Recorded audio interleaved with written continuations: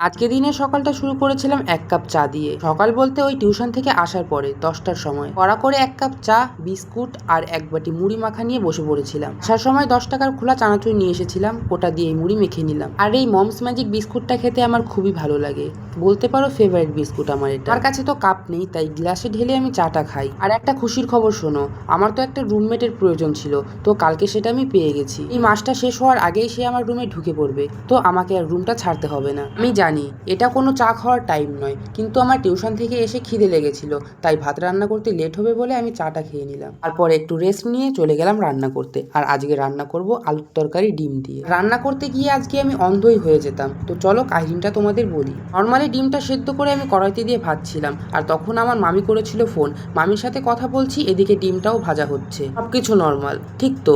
কিন্তু হঠাৎ করে ডিমটা ফেটে গেল আর গরম তেল আমার চোখে এসে পড়লো। আমি এখনো বুঝতে পারিনি যে সেই গরম তেলটা আমার চোখের ভেতরে ঢুকেছে না চোখের পাশে লেগেছে। এটা তো টাইম আসলেই বোঝা যাবে। তোমরা আমার জন্য একটু প্রে করো যাতে আমার চোখটার কোনো ক্ষতি না হয়।